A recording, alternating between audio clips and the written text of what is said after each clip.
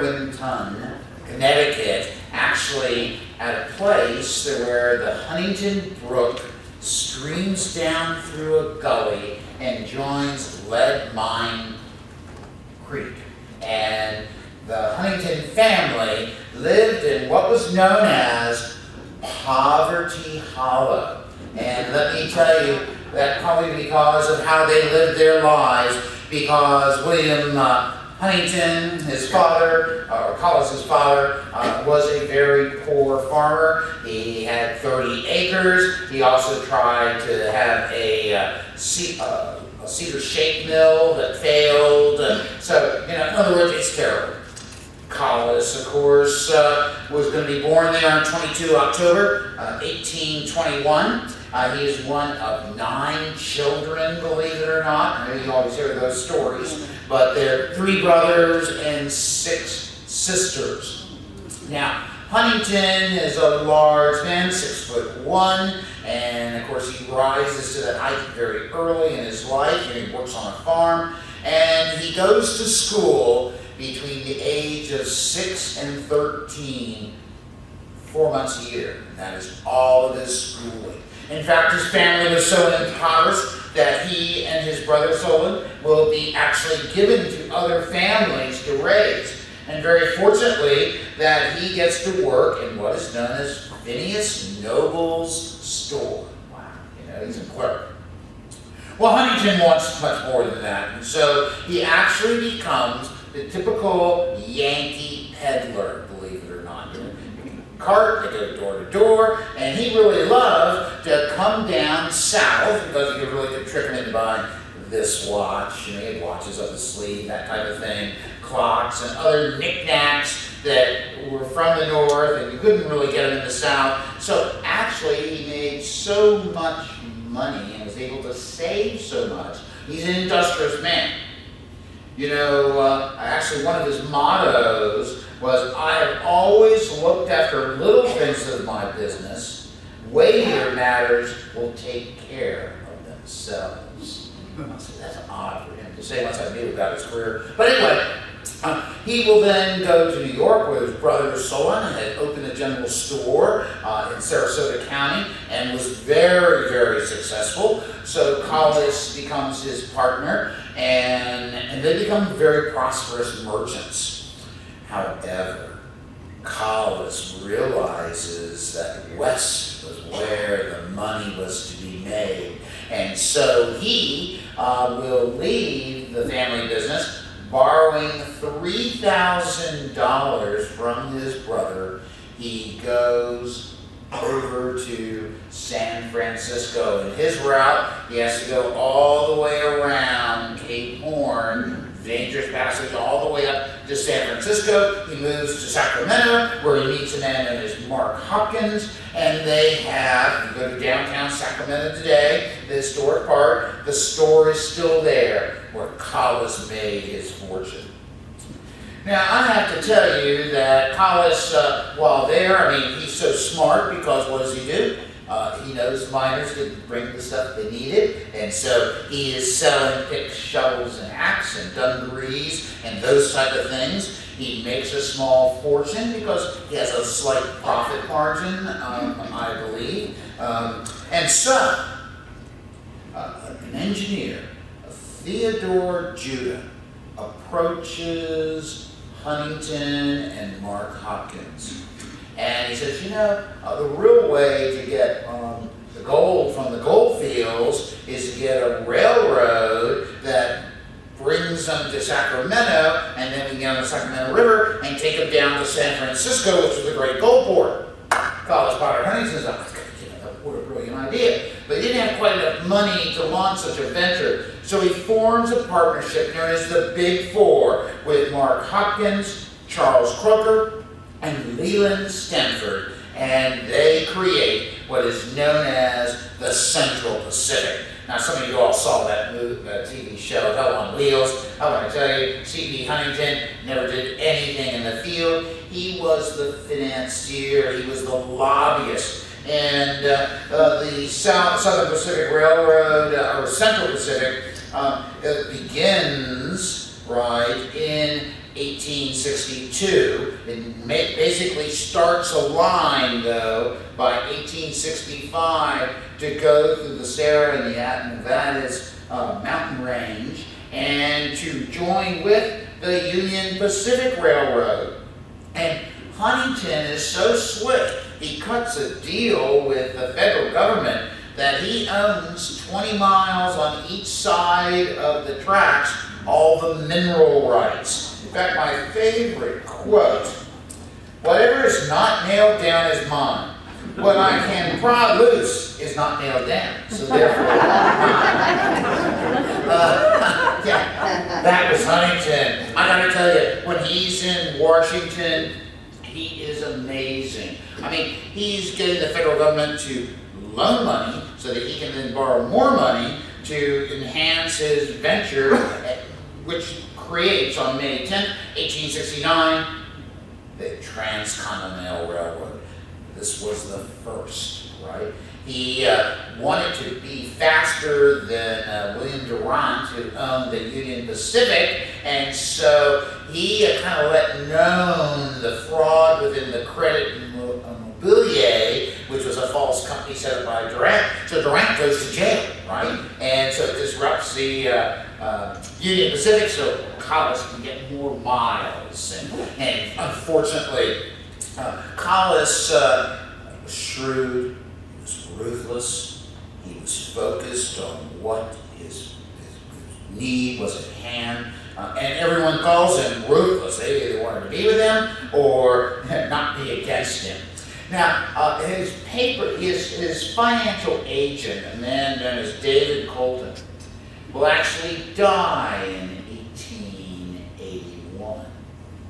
And this jumped the story a little ahead, but so what happens is that they subpoena his papers, and so Collis, trying to keep all the money straight, shows all the bribes he gave to all the senators and everybody. There's a cartoon by Thomas Nast, right, that shows Huntington with a big wallet of money there in Congress, and here's the senator.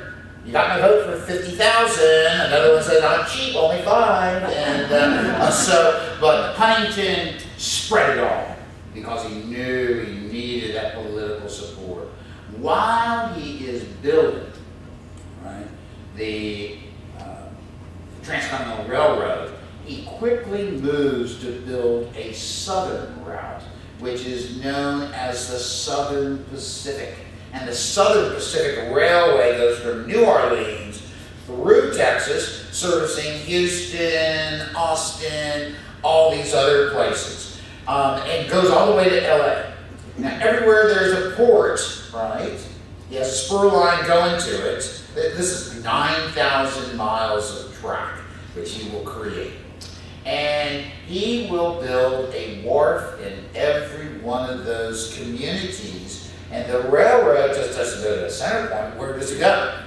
To his wharf. In fact, he takes it all the way to Los Angeles. And actually, Los Angeles was nothing back then. Actually, San Pedro was competing to be the leading port in Southern California. Well, Huntington would have nothing to do with that. He actually put out of business another competing firm known as the Texas Pacific. And he does that because he gets several senators to rescind the agreement to help pay for their track. And, you know, well, I don't know how he did that. Well, these records show that he spent over $1.7 million in paying bribes. So you can well imagine, yeah, I mean, those are campaign donations.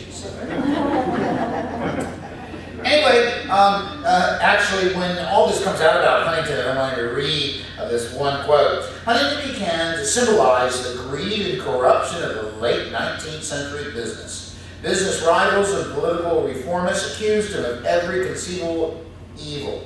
Journalists and cartoonists made their reputations by pillaring him. Observers had cast Huntington as a most despicable villain.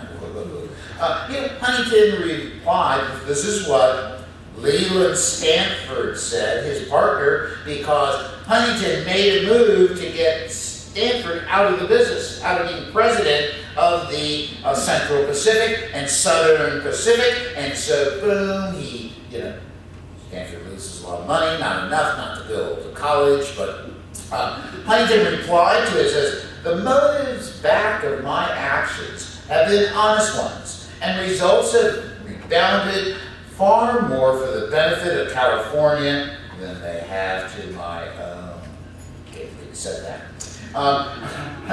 Another observer said, "He was vindictive, sometimes untruthful, interested in comparatively few things outside of business, and disposed to resist the idea that his railroad enterprises were to any degree burdened with public obligations. There is, on the other hand, no question with respect to his indomitable energy, his shrewdness in negotiation, his independence of thought, and raciness of expression, and his grasp of large business problems.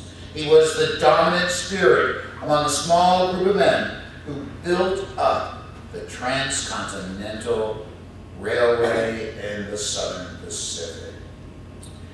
Whoa, this guy is brilliant. And actually, when he uses the Southern Pacific, he takes it to Los Angeles, and then he begins to build a community, right?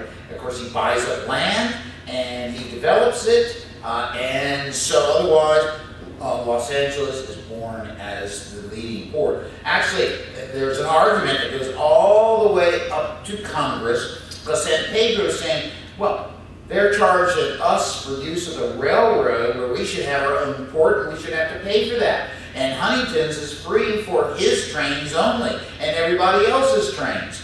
And so it's called the free port argument in Los Angeles. And as a result of that, Huntington suffers a defeat. He can't bribe enough, I guess. So, since the 1780s, Virginia has always wished to have a connection with the Ohio River Valley. I mean, that's why George Washington is out there, beginning the French and Indian War, surveying lands. And the idea is that George Washington had this dream of building 2 canals to connect Virginia with the heartland of America, the James River Kanawha Canal and the Chesapeake, Potomac, and Ohio Canal. And of course, building through the mountains, you can't really build the canal very well. He does build the Great Dismal Swamp Canal. No one wants to really invest in it instead of private investors, and that's why New York will get public money to build the Erie Canal, which leads to its rise as a port. So, by the time of the big boom of railroads in the 1850s, William Carter Wickham will start a railroad known as the Virginia Central Railroad. However, Civil War comes, all the track is destroyed, it doesn't make it up anywhere but to Lexington, Virginia, the Upper Valley, and so, it's, in other words, a big failure.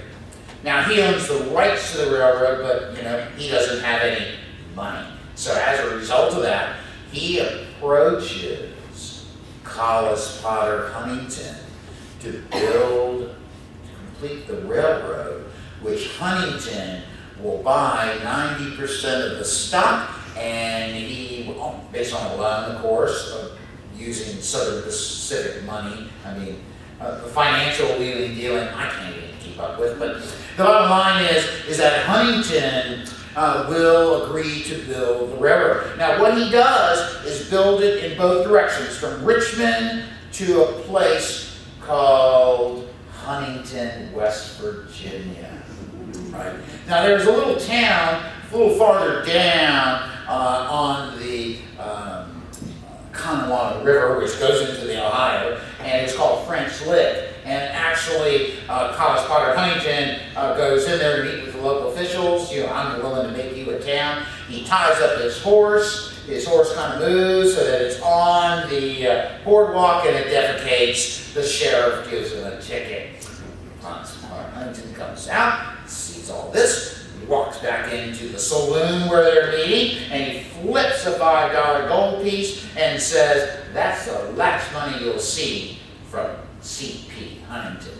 As a result of that, he picks Huntington, West Virginia, which he will develop not only as a sawmill area to build all his railroad ties as a separate industry, he also has a car building shop, which is called Ensign Manufacturing Company, to build all the freight cars that are needed on what? The C&O Railway. He also is able to work his way to have 35-mile rights to all minerals as he goes through West Virginia. I'm just going to pause. This museum used to receive money from a coal mine that just got used up, but you could see that what Huntington did just made him wealthier and wealthier. So Huntington is in Richmond a lot. You know, he is married. His wife's name is Elizabeth. They're childless. They've been married since 1844. And so Huntington is down in Richmond, Virginia, and he will be at a boarding house that is owned by Mrs. Yarrington. And I have to tell you, Mrs. Yarrington is, she was married and her husband was a machinist. They moved from somewhere, parts unknown, and arrived in Richmond. He dies in an industrial accident, and she's left with 5 children, right? One of whom is known as Arabella, right? But Arabella Duval Yarrington, by the time she's 17, she's statuesque, she's beautiful, voluptuous. I mean, she's everything. You know? I mean, she is a cutie pie. Okay? So, anyway, Huntington didn't drink, didn't smoke, but he gambled. Okay? And so, as a result of this, next door to the Yarrington boarding house, and there are some records in Richmond that it was a brothel, but I don't know. I haven't really been able to tie that one down. There's a lot about Arabella we'll learn that you can't just tie down. So anyway, Arabella will somehow meet C.P. Huntington, and she and he kind of get it on. This is 1868 when they first met. By June of 1869, guess what? He is pregnant. I don't know how that happened, but it did. And so what will transpire is that Huntington's, like, wow, I love this girl, and I'm still married. I can't have her go into scandal. So there are 2 stories that go with this. One is that he gets an employee, John Worsham, up in New York, to come down. He's a financial agent. He's dying of cancer. So he marries Arabella, takes her up to New York City, and to a house that Huntington spends $1.6 million on for her to have. And there she is married, and Worsham dies even before Archer Milton Worsham is born. But there's another story that John Worsham was actually this gambler next door to the Yarrington boarding house, who was already married, but he agreed to marry Arabella and take her to New York to set her up as a lovely young Southern girl. Who recently, he goes back on Richmond, and he supposedly died, but he didn't. According to Richmond records, it was in 1901, and so she's a young Southern widow that comes from deep pockets from somewhere. No one knows, but you can go to the Virginia Museum of Fine Arts and see Arabella's bedroom, which is in Moorish style today. You want to talk about a bedroom, it is lavish. So anyway, so I had to throw in Arabella just a little bit. So what College Potter Huntington does next is that once he gets to Richmond, that's all Wickham ever thought. There's never been a railroad on the peninsula. So as a result of that, he decides to build one, and he gets a special loan because he guarantees that the railroad will be able to take attendees to the 100th or centennial anniversary of Yorktown. So he has crews working from Newport News, from Richmond. They finish it real close to the Capitol in Williamsburg, right? October 16, 1881. Actually has to unload a train, a locomotive at Newport News and bring it up to start taking people down from Richmond. There's some temporary track that's laid to Yorktown, but let me tell you, Collis does not want Yorktown to have a permanent railroad spur because he wants to be in charge of everything, and that's how Collis did it. Newport News is the greatest example because what he will do is he organizes a port. The man that does that for him is a man known as Walter Post. He will then organize all the rail shops and this great rail yard you still see today. That's done by Calvin Orcutt. And actually Walter Post says, you know, it was said that Collis Potter Huntington had been in, oh gosh, I forgot something. There he is, a little later age. There's Arabella. Arabella, this is a little later in her life. She's in mourning for Collis while she's having an affair with his nephew, Henry. So, go there yet. But, you know, it seems the richer we get, or you can just do whatever you want. But anyway, so Collis is going to own the railroad. He's going to own the port. He is going to own the city because he's bought up all this land through, as you all know, the Old Dominion Land Company. And as a result of that, he creates the town of Newport News. He also, just like he did in Huntington, just like he did in LA, just like he did everywhere he went, he built a secondary industry.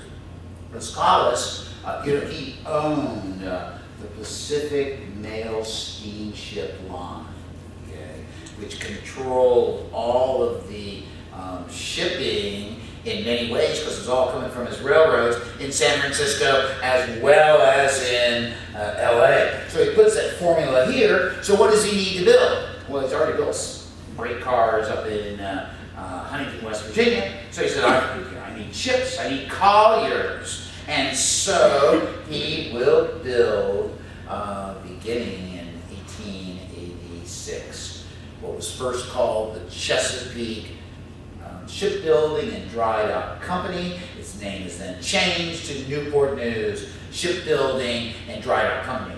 He tried to get another builder to do it for him, and then he thought, well, maybe I'll be able to sell this. But in turn, it becomes one of his prized possessions. He actually has plans that he wants to create in 1901 to build a huge steel mill here in Newport News, if you can believe that.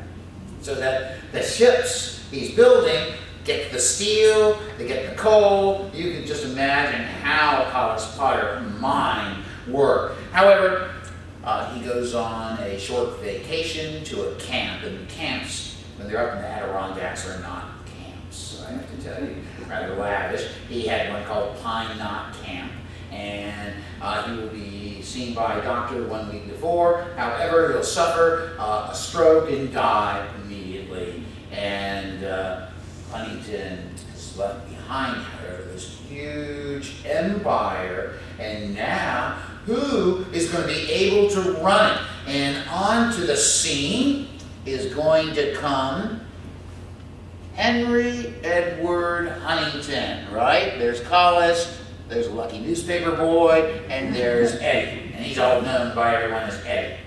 So Eddie will take over the Union Pacific, the Southern Pacific. Now he's been trained for all this. He's the son of Solon Huntington, Collis's brother, and he will go ahead and bring him down to Virginia. And while he's in Virginia, Huntington Eddie, of course, was born in New York, 27 February 1850.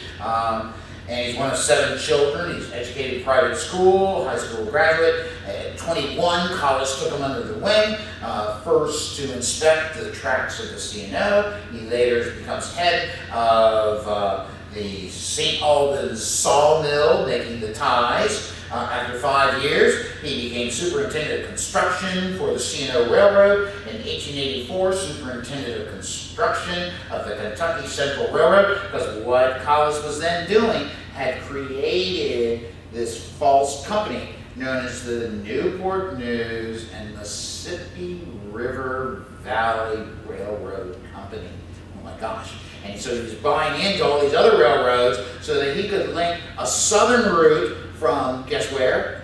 Newport News, just like he had his mid-central route from where?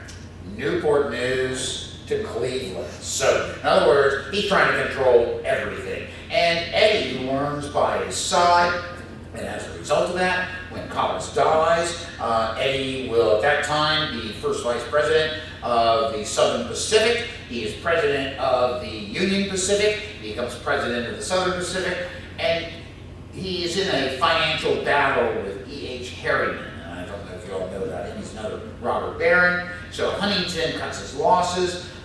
Eddie, in other words, sells the Union Pacific to Harriman, concentrates on the Southern Pacific, and then he sells that to Harriman because he gets $200 million for the Union Pacific.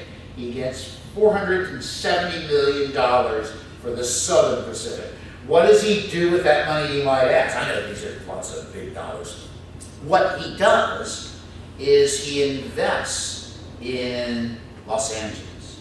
He creates the streetcar system that is going to connect downtown LA. There are actually, he creates what is known as the Pacific Electric Railway Company that has 1,200 miles of track, 70 route miles of service. It costs $200 million to build it. And then he had a separate one known as the Los Angeles Railway, that 83 miles in the city. He did the very same thing in San Francisco. He built those streetcars in San Francisco. That was called the Red Line. The one in Los Angeles is called the Yellow Line. It is really ultimate. In fact, he will have, in California, 20 different lines with 1,250 trolleys just in Los Angeles, and that ran 24/7.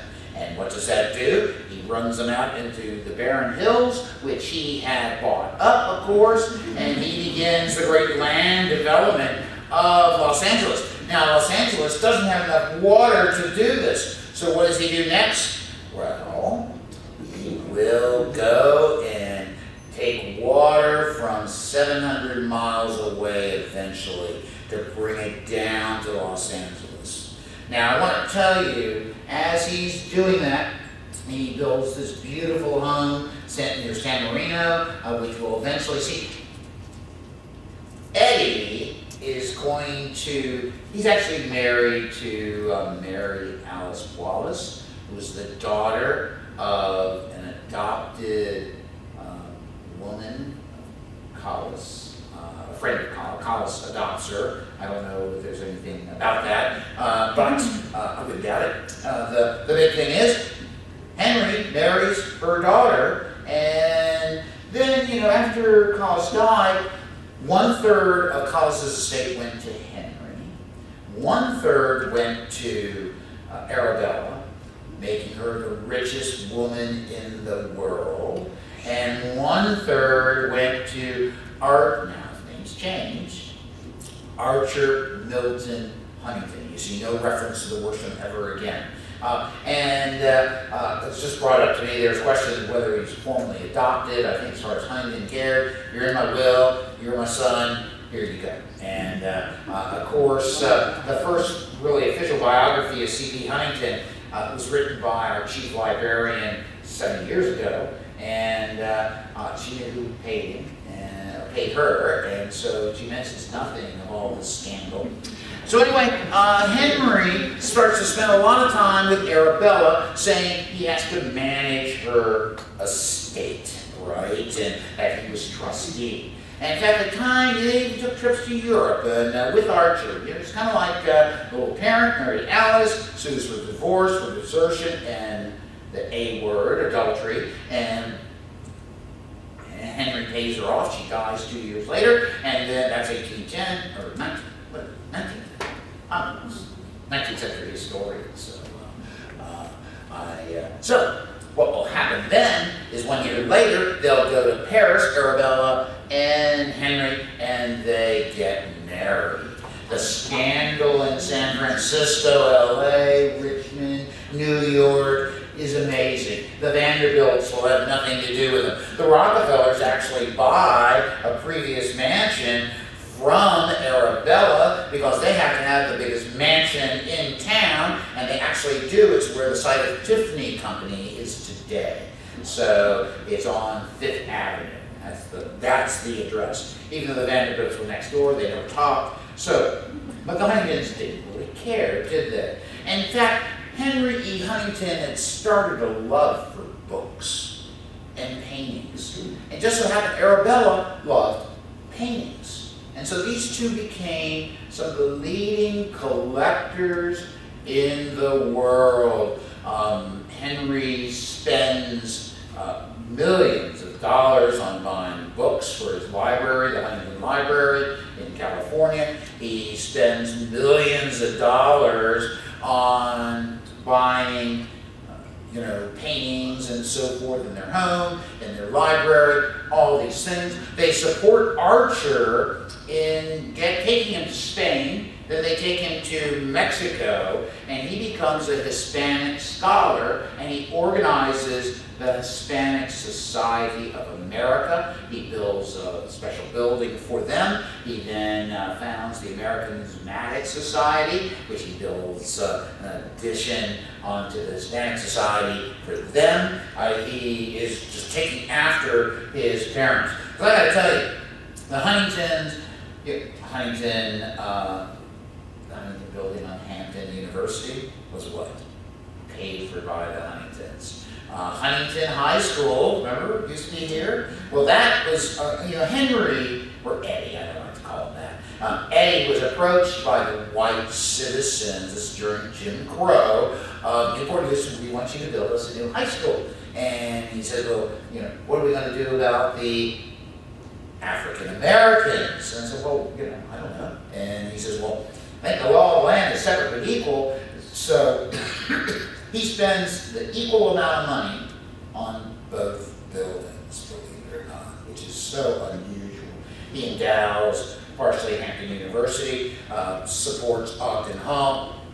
Henry, though, becomes really part of this process. Remember how he hired people and helped them rise in their career in the same business? Well, there's one man that he does that to, and that is Homer Ferguson, right? And when Albert Hopkins goes down on Lusitania, who does he hire? He hires Homer Ferguson as president of the art. See, Henry had devoted himself. He said he retired from the railroad business, sold his streetcars, sold all his railroads, including the C&O, and not only had Arabella owned the shipyard, and so he became chairman of the board of the Newport News Dry Dock and Shipbuilding Company. So Henry becomes very interested in Newport News, because I got to tell you, the Huntingtons, especially Collis, whenever they're working on a project, they try to involve other people. And the best example is here on the peninsula. Basically, Huntington didn't want to support any other community other than his own. However, after he creates the Port of Newport News, two men come to visit him at the Warwick Hotel, because what Huntington had done is that, oh my gosh, I mean, the first amusement park in West Virginia was created by Huntington outside of Huntington, West Virginia, believe it or not. And so, you know, he had built also a little health resort there. And so what happens is that, so he builds the Hotel Warwick, part of which you can see still today. And he has the casino grounds, which is where the Bateman Carrier Integration Center is. And so remember, that would be open space. The first bowling alley in Virginia was where? The casino grounds, right? I mean, this was a pleasure walk, everything like that. However, two men from Hampton came up with a scheme, and they went to Huntington. And one was a man known as Harrison Fetus, and the other one was a man known as John Darling, right? Now, Darling represented the seafood industry, which was just starting to boom in Hampton. John McMenamin had just created how to can crab meat. The oysters were everywhere, and as a result of that, Darling said, if you bring your railroad to Hampton, you can take all of the seafood to other markets. Furthermore, you need to have a way so you get the fresh seafood to Cleveland, let's say. And so Collis talks to his engineers, and what do? They build the first refrigerated railroad car, right? So that actually dry ice at both ends, packed in straw, so that cold air flows over the oysters and everything. Darling is a big hit. And Harrison Fetus says, look, you may have the Warwick Hotel, but you don't have the Hygeia Hotel, which was the grandest resort in America at that time, believe it or not. And it was on Old Point Comfort. So that you bring your railroad there, now all of a sudden you can actually have all sorts of passenger cars that you can bring people down on an excursion, take them home, while you're also carrying seafood and going to get more coal. You know, it's all great. And so Huntington says, sure, you know. Meanwhile, Darling builds the Buckaroo Resort, and actually Darling beat Huntington on building streetcar, right, that went all the way to Buckaroo, but it was sort of a narrow gauge. It was the same gauge as the C&O Railway, so they bring excursion trains down from Richmond right down to the Dancing Pavilion and Buckaroo. You remember the line, let's go to Buckaroo? Well, that's all thanks to Collis Potter, Huntington, in essence. They also create the town of Phoebus, right, which is also a resort in itself, 8 hotels, 57 saloons. So, you know, I mean, actually, as a result of all this, Hotel Chamberlain is going to be built, the Sherwood Inn. Actually, Old Point Comfort had 2,400 hotel rooms at the time of Collis Potter Huntington's death. So he understood to build a community, he had to have other people be a success, right? He's not worried about what they're doing. They're never going to challenge him. Hampton has no deep water, right? Newport News has pretty deep water for his colliers and to bring his coal down. And Henry follows suit in that. Now I have to tell you all that Henry will probably be the president of the shipyard, or chairman of the board, that does even more than Collis for Newport News. Collis founded it. But Henry shepherds it.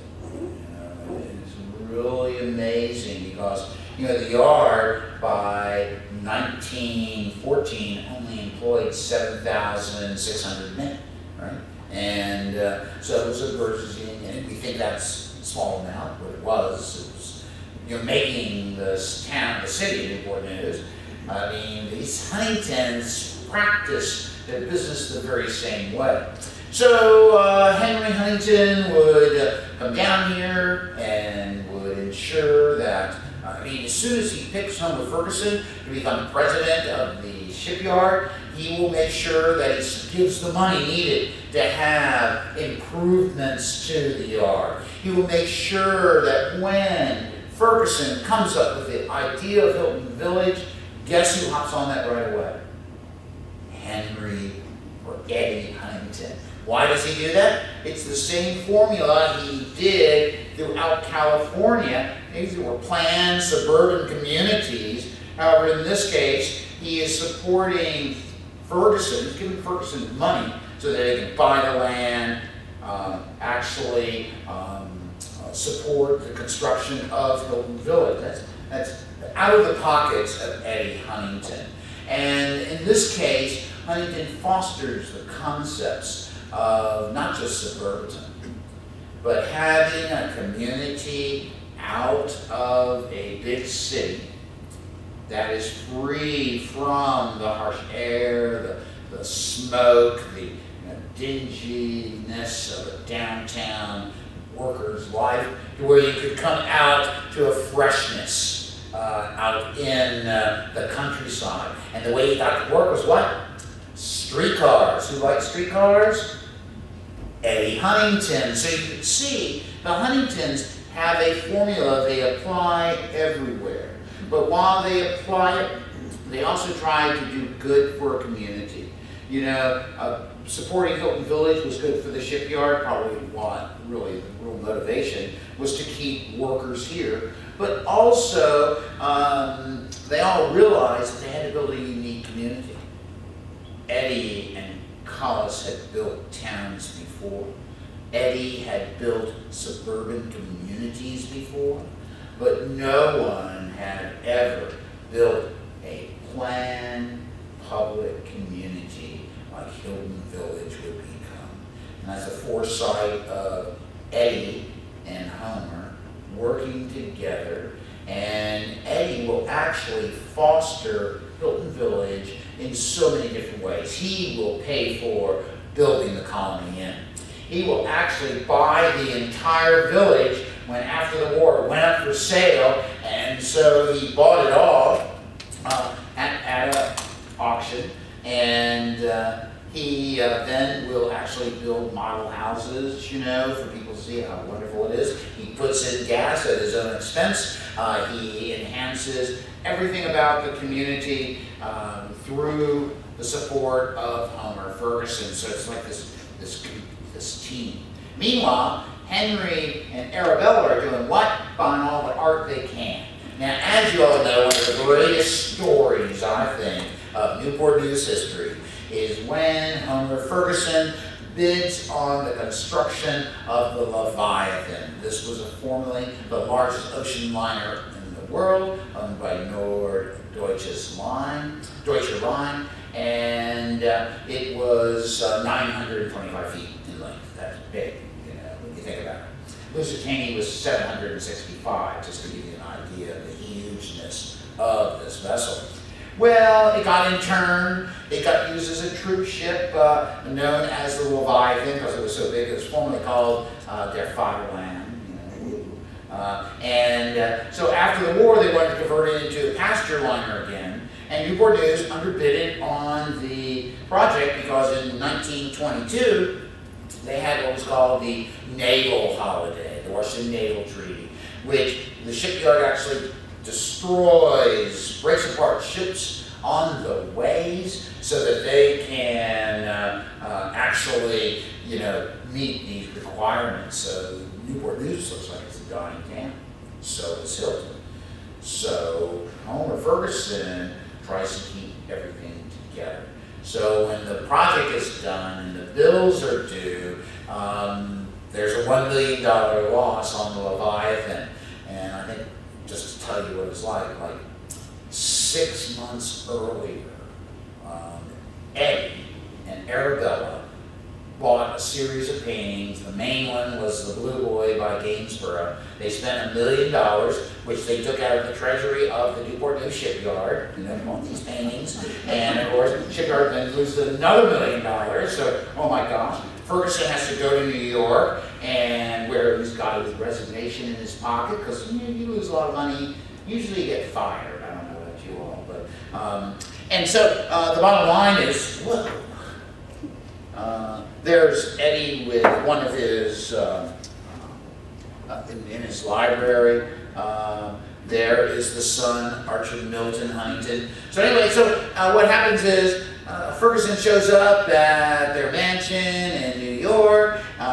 Eddie meets him, right? They have like 27 servants, believe it or not. They have 6 butlers. You know, they live well. So I brought him to the parlor for purposes of, you know, I'm sorry to tell you this, but we just lost $1 million. And Eddie Huntington says, well, you know, my wife owns all that stock, and she is not feeling well. So let's say no more about it. What a way to get off the hook. And, you know, and that's just kind of why Eddie gave away over $100 million, believe it or not. Collis gave away $75 million. Arabella, close to $50 million. They endowed hospitals. They endowed schools. They did everything they could. They're the classic philanthropic family. And Archer will follow in the very same footsteps. Arabella dies in 1924, and Eddie dies in 1927. And so Archer then inherits all this vast wealth. All the libraries already given to another organization, but he has set up his own library. He actually marries, his first marriage to Helen Morrison is not very much a success. They have no children, and she runs off with somebody else. So, good old Archer will go down to Mexico, where he eats, I guess, a lot of burritos, and he balloons up. Now he's 6'4", and he balloons up to over 400 pounds, right? And he somehow meets Anna Hyatt, this rising artist who is one of the most brilliant sculptors. In fact, men said, a woman can't do that. And yet, just look behind you and you'll see the work of Anna Hyatt, who then becomes, she says, well, you gotta lose some weight. And he does. You'll never see a picture of Archer, you know, overweight like he had become, because he is so imbued by the artistic form of his wife, Anna Hyatt. So she becomes Anna Hyatt Huntington, and they go about supporting sculptors. She creates, I mean, we can go right to the Lions Bridge, who made those. Anna Hyatt, the Man Taming the Wild, that's Anna Hyatt Huntington. In fact, we have some, she did some in aluminum, believe it or not, which you can see right around the corner. It's amazing, the partnership, just like Eddie and Arabella. You know, Arabella was this beautiful woman. She, you know, Collis fell in love with her, and she started buying paintings once they became married. But it was really the love affair between Henry and Arabella that really saw this tremendous amount of philanthropy that happened. That also imbued Archer to create so many institutions that still exist today. And we're standing here. This concept of the Mariners Museum was really Homer Ferguson's. However, you know, it was Archer who agreed that since his family had created such a great shipbuilding town, a port city that was in connection with the entire world, he knew that to tell the story of man and the sea and the connections therewith, that this museum had to be built. And Ferguson knew he needed to do it, but he had to employ some of his workers to build it. Actually, shipyard workers built this building, and as a result, we have his fine museum. The Huntingtons, that branch will die out with the death of Anna Hyatt Huntington in 1972. As you can well imagine, for almost 100 and let me do my math. For almost 150 years, the Huntington family had left a tremendous mark on the entire United States. Transcontinental Railway, the creation of the Port of Los Angeles, the creation really of Galveston and Houston as a port, the creation of Huntington, West Virginia, the creation of Newport News. And not only the creation of these cities, but has also fostered them with new techniques, building suburban areas that are connected by simple railways that enable growth to come. And one of their greatest secrets, at least Eddie's secret, was buying water rights. You know, Newport News, where do we get our water from? Well, partly from, at first they bought up Waters Creek. That's why it was dammed into Lake Morin. But that wasn't enough. So they dammed the Warwick River. Huntington bought all that land. Well, that's not enough. So he goes up and buys what? All of the Chickahominy watershed and turns it into what? A great reservoir. So today, Newport News is envious of its water supply, and actually so is Los Angeles. I mean, believe it or not, they have this guaranteed flow of water. So Huntington knew, the Huntingtons knew 3 basic things. Probably more than that, but you know, number 1, control all aspects of your business. Number 2, when you build a city, you must make sure that you have transportation systems, you must have livable places, and you must have water. All those things. And then when you make all this money, you need to get back to those very people that work in those businesses you create, also work in any other business. They knew that they had to partner with locals to make their control even more effective. Milepost Zero, the C&O Railway, is where? Old Point Comfort. And that's all thanks to the vision of Collis Potter Huntington, Henry E.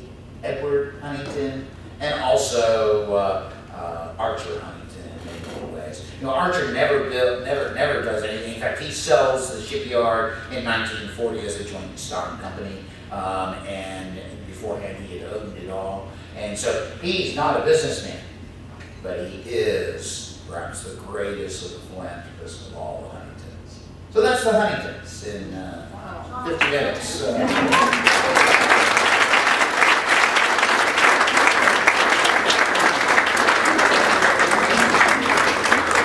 Hi, everyone. I have a microphone in my hands right now, as you all can hear. If you have questions, go ahead and raise your hands. I'll bring the microphone to you. We are recording this lecture and it will be up on our website shortly.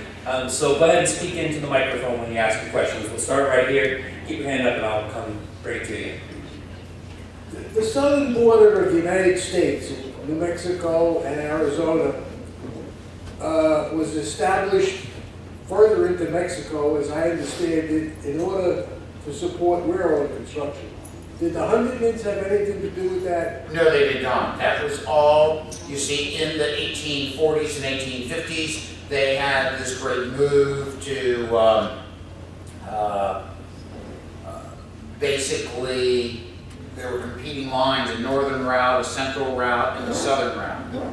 Jefferson Davis, who was then Secretary of War in the Franklin Pierce cabinet, decided that he was going to foster the construction of the southern route because the Corps of Engineers were actually doing some of the initial surveying and pathfinding and topographical engineers with the U.S. Army.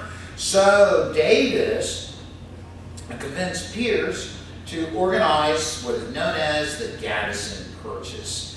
And that is going to be completed in 1855. So that's for the southern route. However, Huntington is taking the railway through there because there's no ports, no real resource I need to send to different places. So he goes slightly northern. They do go through New Mexico. He sends a spur up to Salt Lake City to connect up to the Union Pacific.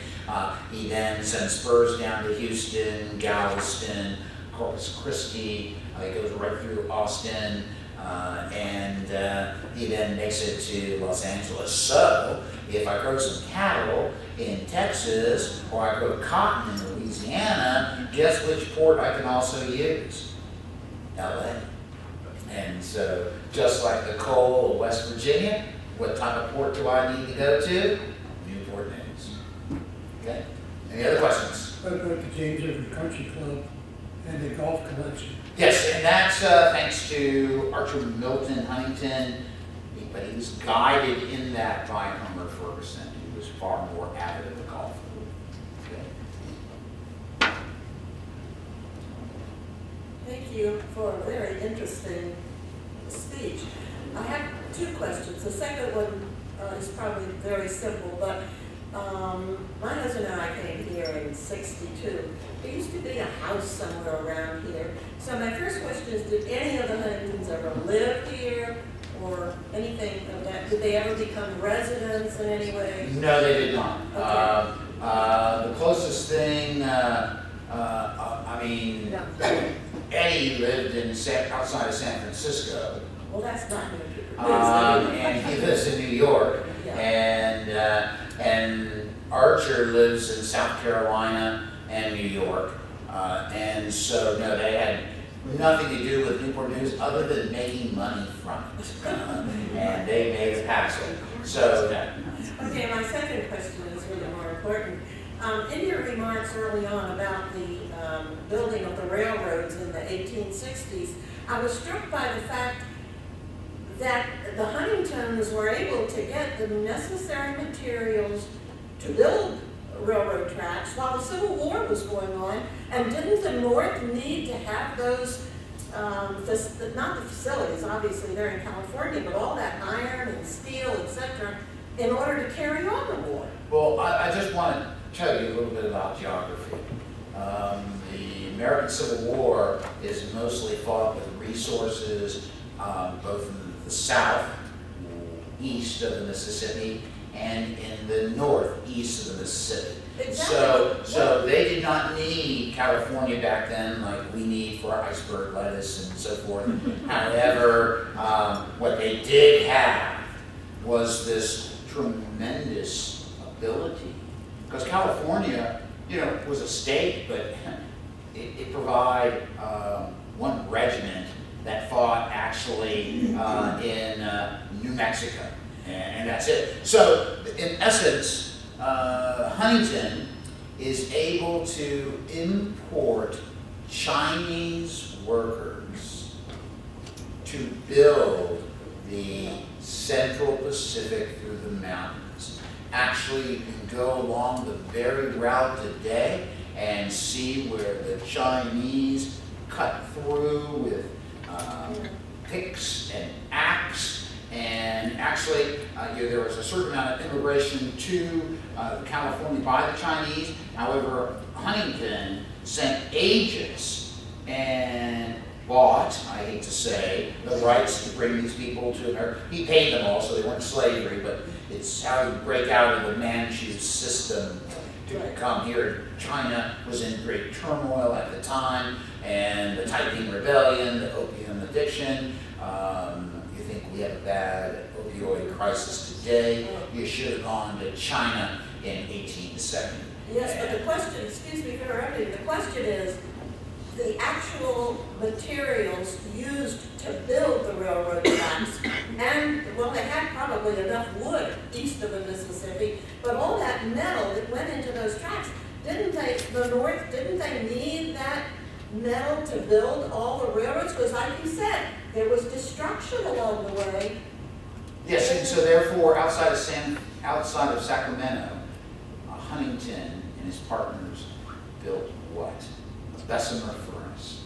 so they could build steel rails. Okay, so they did it all on their own. They already had iron ore in Nevada. They already had coal out there, not at the same amount that you find in the east, but they had enough resources like that. And based on, they made so much coal in West Virginia, Western Maryland, West Virginia, that there was an excess, right? So they could ship it around, but it was cheaper to mine it there in Nevada. That would then be Well, I brought was just down. thinking Abraham Lincoln would want steel to build the tracks for the trains. And Well, Huntington it's was building really, for his pleasure. what the big thing is, it's really iron that the North uses to support their war effort. Very little steel is being made that time unless you have the Bessemer process, and which, Bethlehem Steel had it, U.S. Steel had it, but these are all post-war inventions. Huntington is able to use the Bessemer process, which was invented in England, to make his rails. Now, the Union Pacific had to rely on stuff from the east, but the timber, Yeah, that was from the west. the timber, the people, and the everything else came from that region. Next question. Yes, John, I want to talk about the Marriage Museum and its derivation. I heard that they mentioned naval treaty that resulted in the big loss in naval shipbuilding, that Huntington and Ferguson, they weren't concerned about keeping their engineers around and not losing them, hopefully at some point in time that shipbuilding would pick up again. And the thought was this marriage museum that they'd be busy building models. You see some of these models out Yeah, here. they're all made by shipyard workers. All This made, yeah. building is made by shipyard workers. Yeah, and And he design. wanted to keep them busy because he was afraid they'd lose all that technology. Right. And the other thing was that this whole area, the marriage museum, was conceived originally as a huge sculpture garden Yes. for his wife, and they thought that they would put that here, and eventually they changed their mind and they put it in South Carolina. Brookfield Gardens. What's the name of it? Brookfield Gardens. Brookfield Gardens. Outside here in Myrtle Beach.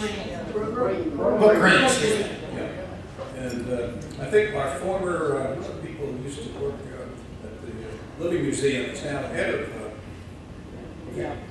Patrick is now head of the Brookfield Gardens. Anyway, that's something I want to point out. Yeah, and I'm not sure why some sculpture did come here, but it became so involved with shipbuilding and everything that they just didn't follow through. Anaheim could only make so many sculptures a day, and and so they actually go down to Brook Green here on Ben. It is kind of amazing because they purchase sculpture from everywhere. That's why we have Leif Erikson here. It's all about the Huntington's appreciation, especially Anaheim Huntington's appreciation for the art of sculpture. Which one of the Huntingtons built the Huntington Park and Museum in San Marino, California? That's Eddie. I wondered about that because I lived in Pasadena. Yeah, Eddie is right outside. That's where he first got his water from, was from Pasadena. He saw these beautiful hills, and so he built his mansion with the intent of putting his book collection there, and then with Arabella and himself, they put much of their art collection there, although they also put some in the Metropolitan Museum of Art. The Rockefellers found that the bedroom of Arabella was so garish but it was high art form because it was Moorish design, that they donated all of it. They took it all apart and moved it into the Metropolitan. The Metropolitan dismantled it 50 years ago, and they didn't need it anymore. And the Virginia Museum says, "Oh my gosh, Huntington and Arabella kind of have a connection with Richmond and Virginia," so they brought it in and it's on display there now. Yes, sir. Oh, they're bringing the money. Did the Huntingtons have any influence in bringing all these military complexes here, like Foreman Road, Fort Eustis, Langley? No, Fort Monroe was built in between 1819 and 1834. Actually, during the port of embarkation, it wasn't that the Huntingtons wanted it to come here. It's that the port they built, the facilities they had, and plus the cheap land in Warwick County. It used to be, if you lived in Newport News, Warwick County was the piney woods of Warwick County. I kept finding that quote everywhere when they're building Hilton Village, you know. And so I have to say that it's because of the Huntingtons that the United States government picked Newport News as headquarters of the Hampton Port of Embarkation. The first man that realized Newport News was the best port of embarkation.